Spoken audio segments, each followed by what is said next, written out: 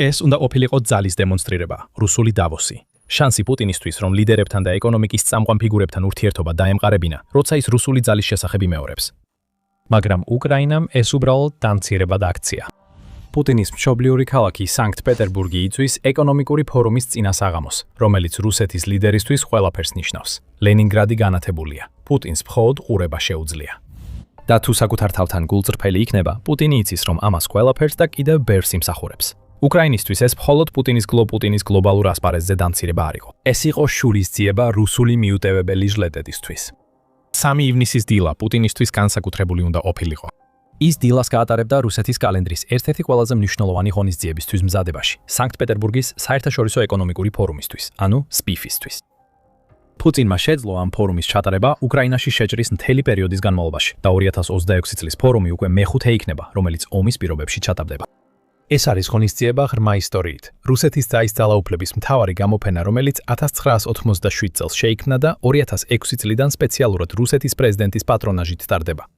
სადაც პუტინს შეუძლია გამოიყენოს ეს მექანიზმად ურთიერთობების ასაშენებლად და რუსეთის ეკონომიკის გასაძლიერებლად.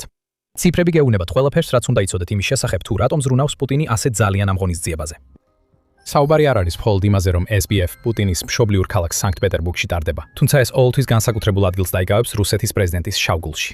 ეს არის ღონისძიება, რომლის შესახებაც ოფიციალური SPF-ის ვებგვერდი ამტკიცებს, რომ 2025 წლის გამოშვებაში 184 ქვეყნიდან 24200 ადამიანს უმასპინძლა. იმ წლის SPF-ზე, როგორც ამბობენ, გაფორმდა 1084 შეთანხმება, რომლის საერთო ღირებულება დაახლოებით 87.8 მილიარდ დოლარს შეადგენდა და მასში მონაწილეობა მიიღო 1300-ზე მეტმა ექსპერტმა და სპიკერმა. SPF უბრალო გამოფენა არ არის.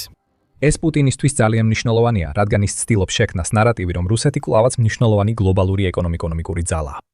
და 2026 წლის SPF ჩვეულებრივზე კიდევ უფრო მნიშვნელოვანი იქნება. BBC-ის ცნობით, 130-ზე მეტი ქვეყნიდან ჩამოსულ სტუმრებს შორის იქ იმყოფება ASEAN-ის მოგზალებული დელეგაციაც.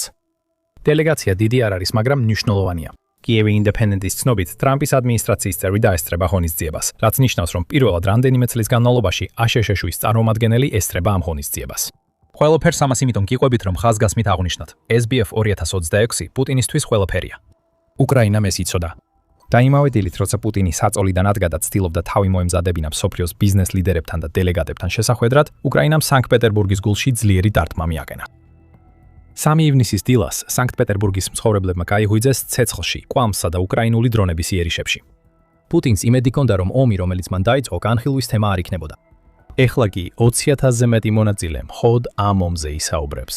მთელი სანქტ-პეტერბურგის მასშტაბით გამონაბოლქვის ღრუბლები დროულად ახსენებს, რომ პუტინის ომი კვლავ მძვინვარებს, მაშინაც კი როცა ის ცდილობს თავი მოაწონოს გლობალურ ელიტებს. რუსეთის პრეზიდენტი დამცირებული იყო. ადამიანი, რომელიც ასეთ ცდილობს დამალოს ის ზიანი, რასაც უკრაინა მის ქვეყანას აყენებს, მხოლოდ უყურებს, როგორ იშლება მის სამშობლო. უკრაინამ არ გამოიჩინა მოწყალება, როცა მისმა დრონებმა 3 ივნისის დილის საათებში სანქტ-პეტერბურგს დაატყდა თავს. როგორც კიევ პოსტი იუწყება, მთავარი სამიზნე იყო JSC პიტერსბურგის ნავთობის ტერმინალი, რომელიც ჩრდილო-დასავლეთ რუსეთის ერთ-ერთი უდიდესი ნავთობის გადამამუშავებელი ობიექტია.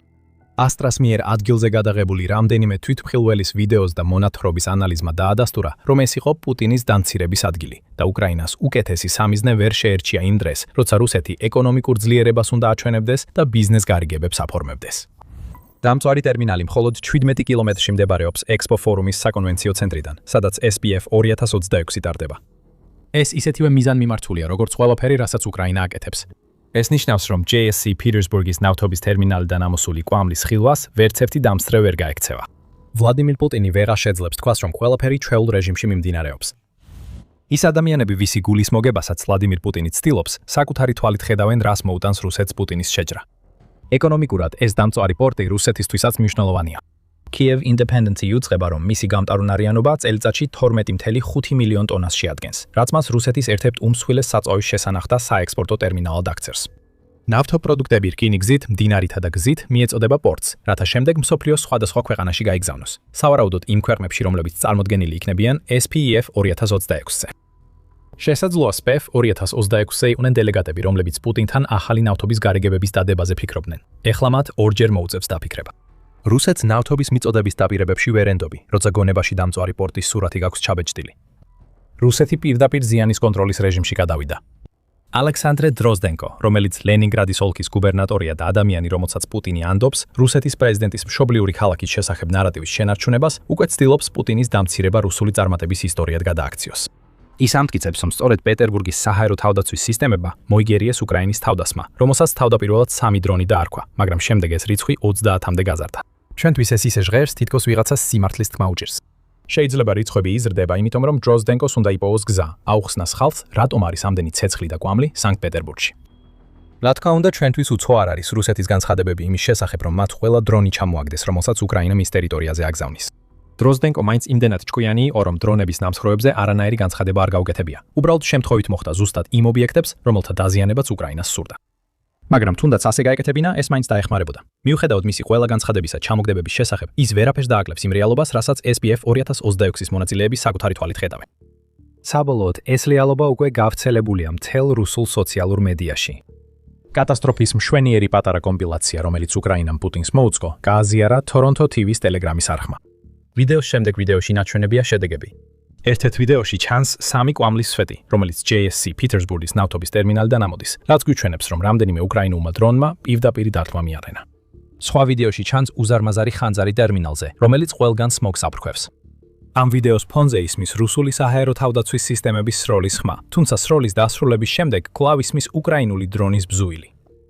და კიდევ ერთ ვიდეოში ჩვენ ხედავთ პირველს სხვა კუთხიდან. ეს არის უზარმაზარი, შეუმჩნეველი ვერ დარჩება მონუმენტია იმ მასშტაბური თავდასხმისა, რომელიც უკრაინამ განახორციელა პუტინის მშობლიურ ქალაქზე. იგივე ტელეგრამ არხი კიდევ ერთ საინტერესო ინფორმაციასაც გვთავაზობს. 3 ივნის დილის 6 საათისთვის ლენინგრადის ადგილობრივი ხელისუფლება აცხადებდა, რომ განხორციელდა 50 დრონის შეტევა. როგორც ჩანს, რუსეთში ვერავინ ერკვევა რიცხვებში. უკრაინის პრეზიდენტი ვოლოდიმირ ზელენსკი არ ერიდება კიდევ რამდენიმე კვერცხის დამატებას იმათთან ერთად, რომლებიც უკვე პუტინის სახეზე ჩამოედინება. სანამ რუსეთის პრეზიდენტის გარემოცვა ცდილობს საკუთარი ვერსიების გავრცელებას, ზელენსკი უკვე ტელეგრამზე გამოვიდა და დაადასტურა, რომ დარტყმის უკან უკრაინა იდგა და ის ისეთივე წარმატებული იყო, როგორც კადრებში ჩანს. ჩვენი შორი მოქმედების ოპერაციებმა კარგი შედეგები მოიტანა SBU-ს, SP-ს, SESO-ს, გურისა და სახელმწიფო სასაზღვრო სამსახურის სამხედროების ძალისხმევით. ნიშნულოვანი ობიექტები რუსეთის ტერიტორიაზე ამ ღამით დაიბომბა, განაცხადა ზელენსკიმ და დაამატა, მათ შორისაა სანქტ-პეტერბურგის ნავთობის ტერმინალი. ჩვენი უკრაინის სახელმწიფო საზღვრიდან ამ ობიექტამდე, რომელიც რუსეთის ნავთობის ინდუსტრიას ეკუთვნის და ომისთვის მუშაობს, დაახლოებით 1100 კილომეტრია, განაცხადა ზელენსკიმ. პუტინის ჭრილობაზე ცოტაოდენი მარილი დაესხათ. 1100 კილომეტრის ხსენებაც ისეთივე მიზანმიმართულია, როგორც ყველაფერი, რაც უკრაინამ სანქტ-პეტერბურგში გააკეთა. ეს არის გზავნილი როგორც პუტინისთვის, ასევე მისი ეკონომიკური კონფერენციის მონაწილეებისთვის. უკრაინის დრონებს შეუძლიათ შორს ჩაფრენა და ძლიერი დარტყმა. რუსეთში უსაფრთხო ადგილი აღარ დარჩა. არც კი ის ქალაქი, რომელიც პუტინმა 10,000-ობით ადამიანის მისაღებად თავისი გვირგვინის მარგალიტად აირჩია. მაგრამ ალბათ ყველაზე დიდი ნიშანი იმისა, რომ SBF 2026-ზე ყველაფერი ძალიან ცუდად არის, თითქოს მძვინვარე ცეცხლი და თვალშისაცემი კვამლის საკმარისი არ იყოს, არის ის, რაც სანქტ-პეტერბურგის პოლკოვოს აეროპორტში ხდება. რუსეთს იძულებული გახდა აეროპორტში გაეაქტიურებინა უსაფრთხოების გეგმა კოვა, როგორც კიევ პოსტი წერს, რომელიც SBF 2026-ის ზოგიერთი სტუმრის მისაღებად იყო მზად. ფლენების შეფერხებები ხშირია, 10-ზე მეტი გამავალი რეისი გადაიდო ან გაუქმდა. ისინი, ვინც კონფერენციამდე აეროპორტში ჩავიდნენ, პანიკას საკუთარი თვალით ნახავდნენ და მიხვდებოდნენ, რომ თუ უკრაინა შეტევებს გააგრძელებს, შესაძლოა სანქტ-პეტერბურგში ბევრად უფრო დიდ ხანს დარჩენას მოუხდეთ, ვიდრე გეგმავდნენ. კიდევ ერთხელ, ეს არის მთავარი გზავნილი, ეს არის რუსეთის ომის რეალობა. ნამდვილი კვამლი, რომელიც იმ ბურუსის უკან იმალება, რომელსაც პუტინი და მისი გარემოცვა ქმნიან. და არ შეგეშალოთ, უკრაინას სურს, რომ SPF 2026-ზე მისულებმა იცოდნენ, რომ კიდევ მეტი იქნება და აუცილებლად მოხდება. The Kyiv Independent-მა გაავრცელა ინფორმაცია, რომ უკრაინის უსაფრთხოების სამსახურმა SBU გამოაქვეყნა განცხადება თავდასხმის შემდეგ, რომელშიც მას მნიშვნელოვანი როლი ჰქონდა. ამიტომ სტაბილური მომავალი გველის ნავთობის გადამამუშავებელ ქახნებში, ნავთობის საცავებსა და ტერმინალებში რეგულარული ხანძრების სახით, საიდანაც კრემლი იღებს პეტროდოლარებს თავისი აგრესიის დასაფინანსებლად, განაცხადა SBU, სანამ გაფრთხილებას გააკეთებდა. რაც უფრო დიდ ხანს აირჩევს რუსეთი ომს მშვიდობის ნაცვლად, მით უფრო ხშირად დაიწვება ის ობიექტები, რომლებიც მას ინარჩუნებს. სხვა სიტყვებით რომ ვთქვათ, დღეს იწვის სააქციო საზოგადოება პეტერბურგის ნავთობის ტერმინალი და მალე კიდევ მეტი დრონი მივა, რომ ცეცხლი არ ჩაქრეს. რაც ახლახან სანქტ-პეტერბურგში ვიხილეთ, პუტინის დამცირებას ეხებოდა. ეს აშკარად ნათელი იყო. მაგრამ ეს მხოლოდ ამას არ ეხებოდა. უკრაინამ პუტინის მშობლიურ ქალაქს ცეცხლი წაუკიდა, რადგან შურის ძიება სურდა. რუსეთმა ისეთი სატანური რამ ჩაიდინა, რომ პასუხისგაცემა აუცილებელი გახდა. ეხლა 20,000-ზე მეტი ადამიანი ნახავს, რა იყო ეს პასუხი. მაგრამ სანამ გეტყვით, რატომ სჭირდებოდა უკრაინას შურის ძიება, შეგახსენებთ, რომ თქვენ უყურებთ სამხედრო შოუს. თუ ჯერ არხზე არ ხართ გამოწერილი, ეხლა იდეალური დროა დააჭიროთ ღილაკს. დამცირების მხრივ უკრაინის 3 ივნისის დარტყმები მხოლოდ ბოლოა იმ სირთულების კალკადაში, რომელიც რუსეთის პრეზიდენტმა მაისში იძულებული გახდა აეტანა. თვე დაიწყო დოვერის გამარჯვების დღის 2026 წლის აღლომით, რომელიც დრონების თავდასხმის საფრთხის ქვეშ ჩატარდა და აიძულა ის, რაც რუსეთის ძალის დემონსტრაცია უნდა ყოფილიყო, გადაქცეულიყო უსიამოვნო მოვლენად, სადაც რუსეთმა ვერ გამოიტანა არც ერთი ის ტექნიკა, რომელიც ჩვეულებრივ ამ დღის მთავარი ღირსშესანიშნაობაა. თვეს რომ წინ მიიწევდა უკრაინული დარტყმები რუსეთის ნავთობზე კრიმში საწვავის დეფიციტს იწვევდა, სადაც მოსახლეობას ბენზინგასამართ სადგურებზე შეზღუდვები დაუწესეს, რადგან ნავთობგადამამუშავებელი ქარხნები იწვის. კიდევ მანამდე სანამ 3 ივნისი დადგებოდა, ვლადიმირ პუტინს გაუჭირდებოდა თავი ამაღადეჯირა საერთაშორისო ბიზნესმენებთან ურთიერთობისას, მაშინ როცა მისი ხალხი ზემოთ მფრენი დრონების გამო წუწუნებდა. მაგრამ დამცირება მხოლოდ პირველი ნაწილი იყო უკრაინის მიზნისა. 3 ივნისს მეორე იყო შურის ძიება. იმის გასაგებად რატო უნდა დავაკვირდეთ, რას გააკეთა რუსეთმა 2 ივნისს. რუსეთმა ინტერესს აირჩია, რომ მთელი უკრაინის მასშტაბით გამეჩინა გამანადგურებელი სარაკეტო და დრონების შეტევა. ალ-ჯაზირას ინფორმაციით, საბოლოო ჯამში გამოყენებული იქნა 656 დრონი და 73 რაკეტა, რომლებიც კიევთან ერთად დნეპროს, ხარკოვის, პოლტავისა და ზაპოროჟიეს ქალაქებსაც ესხდნენ თავს. უკრაინამ ყველაფერი გააკეთა, რათა შეეჩერებინა ეს შეტევა. ქვეყნის საჰაერო თავდაცვამ შესანიშნავად იმუშავა და გაანადგურა 602 დრონი და რუსეთის 40 რაკეტა. თუმცა რუსეთი ამ თავდასხმით მაქსიმალური ზიანის მიყენებას ცდილობდა. ატლანტიკური საბჭოს ინფორმაციით 73 გაშვებულ რაკეტას შორის 30-ზე მეტი ბალისტიკური იყო, რაც 2 ივნისს ერთ-ერთ ყველაზე მასშტაბურ ბალისტიკურ თავდასხმად აქცევს, რაც რუსეთმა უკრაინაზე პუტინის შეჭრის შემდეგ განახორციელა. ზიანი იყო ის, რისი მიღწევაც რუსეთს სურდა და ზიანიც მიიღო რუსეთმა. უბრალოდ პუტინს ინფრასტრუქტურის მიზანში ამოღება არ უბრძანებია. მან უკრაინის მშვიდობიან მოსახლეობას შეუტია. ალ-ჯაზირას ინფორმაციით, რუსული საშინელი თავდასხმის შედეგად სულ მცირე 22 ადამიანი დაიღუპა და ათეულობით დაშავდა. ატლანტიკური საბჭომ მსხვერპლის რაოდენობას 100-ზე მეტს ასახელებს. და აღნიშნავს, რომ რუსეთის 2 ივნისის დარტყმა წარმოადგენს ესკალაციას რუსეთის კამპანიაში უკრაინის მშვიდობიანი მოსახლეობის წინააღმდეგ. რაც უკვე გამოიწვია 15850 ადამიანის სიკვდილი და 44809 დაშავება აპრილის ბოლოსთვის. გაეროს ადამიანის უფლებათა უმაღლესი კომისრის ოფისის მონაცემებით. SBF-ის მსგავსად, ეს იყო კიდევ ერთი გზა რუსეთისთვის ძალაუფლების დემონსტრირების. სადაც ფორუმი, რომელიც უკრაინამ ახლახან დაანგრია თავისი პასუხით, წარმოაჩენს რუსეთის ეკონომიკურ ძლიერებას. 2 ივნისის თავდასხმა მიზნად ისახავდა ტერორის დათესვას, რათა ეჩვენებინა უკრაინისთვის, რომ რუსეთს შეუძლია ბალისტიკური რაკეტებით დაარტყას მის ქალაქებს და მოკლას მშვიდობიანი მოსახლეობა. თუმცა როგორც რუსეთის ბევრი ქმედება, განზრახვა არ ემთხვევა რეალობას. პუტინს უნდა რომ ძლიერად გამოჩნდეს, მაგრამ 2 ივნისი მხოლოდ აჩვენებს, რომ ის სასოწარკვეთილია. რუსეთის სახმელეთო შეჭრა იშლება, მაშინაც კი როცა პუტინი სანქტ-პეტერბურგში უცხოელი დელეგატების მასპინძლობას უწევს. მიუხედავად იმისა, რომ გაზაფხულსა და ზაფხულში დაიწყო შეტევა, რომელიც უკრაინის დამხობას ისახავდა მიზნად, 2026 წლის პირველმა 5 თვემ აჩვენა, რომ რუსეთმა ფაქტობრივად ვერანაირი რეალური წინსვლა ვერ მოახერხა ბრძოლის ველზე, მაშინ როცა პუტინის მარიონეტები საშინელ დანაკარგებს განიცდიან, დაახლოებით 35000 თვეში. ეს მზარდი წარუმატებლობები პუტინის რეჟიმის მცდის მცდელობებს ასუსტებს. უკრაინაში რუსეთის გამარჯვება გარდაუვალად წარმოაჩინოს. ამის ნაცვლად რუსეთში განწყობა ახლა უარესობისკენ იცვლება. სულ უფრო მეტი ადამიანი კითხვის ნიშნის ქვეშ ატენებს შეჭრის გონიურულობას და ეჭობს, შეძლებს თუ არა პუტინი რეალურად მიაღწიოს თავის მაქსიმალისტურ მიზნებს უკრაინაში, ითხოვინება ატლანტიკური საბჭო. 2 ივნისი უნდა ყოფილიყო დღე, როცა რუსეთი კვლავ ლიდერ პოზიციაზე დაბრუნდებოდა, რათა მსოფლიოს დაენახა SBF. 2026-ის წინ, რომ რუსეთი ისევ ის ძალაა, რასაც პუტინი ამტკიცებს. ამის ნაცვლად პუტინმა მხოლოდ ის მოახერხა, რომ უკრაინას კიდევ მეტი მიზეზი მისცა მისი მშობლიური ქალაქის დასაფრთხმელად. ყოველი მშვიდობიანი მოქალაქე, რომელსაც რუსეთის რაკეტები და დრონები კლავენ, უკრაინას აძლევს მოტივაციას პუტინი ტანჯვაში ჩააგდოს. ის დამცირება, რაც მოხვება იმას, რომ რუსეთმა ვერ შეძლო ერთ-ერთ ყველაზე მნიშვნელოვან ქალაქში სტრატეგიული ინფრასტრუქტურის წინააღმდეგ თავდასხმის შეჩერება, უკვე საკმარისად მძიმეა. როგორც ჯონ ფორმენი, რომელიც დიდი ბრიტანეთის თავდაცვის ყოფილი ატაშია როგორც მოსკოვში, ასევე კიევში, ამბობს Kyiv Independent-თან საუბარში. იმის ნაცვლად, რომ რუსეთს შეეძლოს გარდაუვალი გამარჯვებისა და ძალის ნარატივის წარმოჩენა, სინამდვილეში პირიქითაა და ეს კონფერენციის მონაწილეებს არ გამოეპარებათ. მაგრამ ალბათ უფრო მნიშვნელოვანია შედეგი, ვიდრე ის გზავნილი, რომელიც SBF 2026-ის მონაწილეებმა მიიღეს. მეტი რუსული ნავთობი იწვის საექსპორტო ტერმინალზე. ეს ნიშნავს, რომ ნაკლები ნავთობი იყიდება, რაც კრემლს ნაკლებ ნავთობის შემოსავალს აძლევს დასაბეგრად. ეს ყველაფერი რეალურად რუსეთის ფრონტზე დასუსტებას ემსახურება. ეკონომიკური სიცოცხლის ხაზის გადაჭრა, რომელიც სანქტ-პეტერბურგზე გადის, ამ პროცესის ნაწილია. სის ნაწილია და დრო ისე დაემთხვა, რომ უკრაინამ პუტინს ორმაგი შურის ძიება და დამცირება მიაყენა, რაზეც მას არაფრის გაკეთება არ შეუძლია, გარდა იმისა, რომ ეს ყველაფერი გადაყლაპოს. ეხლა ისინი, ვინც ყურადღებით ადევნებს თვალს, თუ როგორ ახორციელებს უკრაინა შორმანძილზე დარტყმებს რუსეთზე, შეიძლება ამ კითხვით დაინტერესდნენ, რა ხდება სხვა დარტყმებთან დაკავშირებით. თუ ეს კითხვა გაგიჩნდათ, ძალიან გამჭრიახი ხართ. ისევე შთამბეჭდავი იყო სანქტ-პეტერბურგში ნავთობის ტერმინალის განადგურება, მაგრამ უკრაინამ არაერთხელ დაამტკიცა, რომ როდესაც შორ მანძილზე დრონებს რუსეთში აგზავნის, მხოლოდ ერთ სამიზნეზე არ კონცენტრირდება.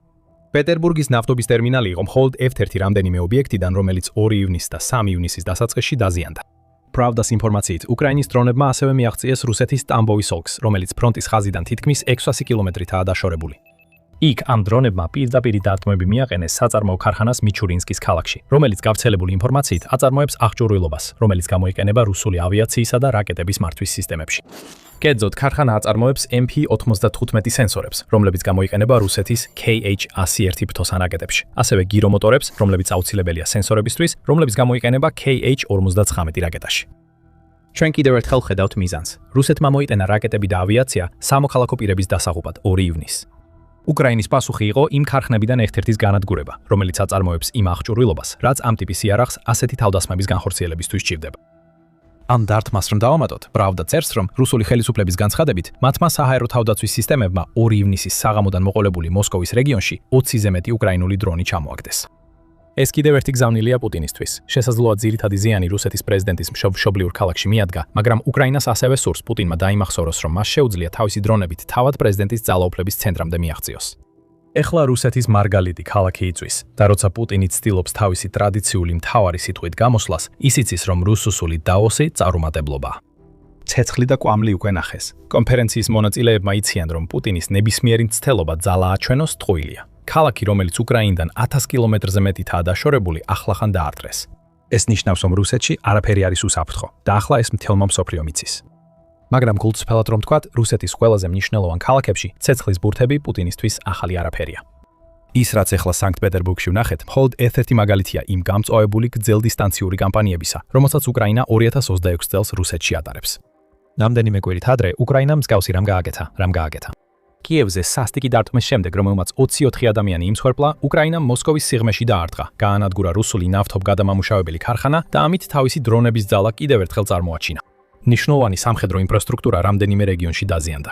უკვე მომაკვდინებელი კამპანია კიდევ უფრო გამანადგურებელი გახდა. ყველაფერს ამაზე გაიგებთ, თუ ჩვენს ვიდეოს უყურებთ.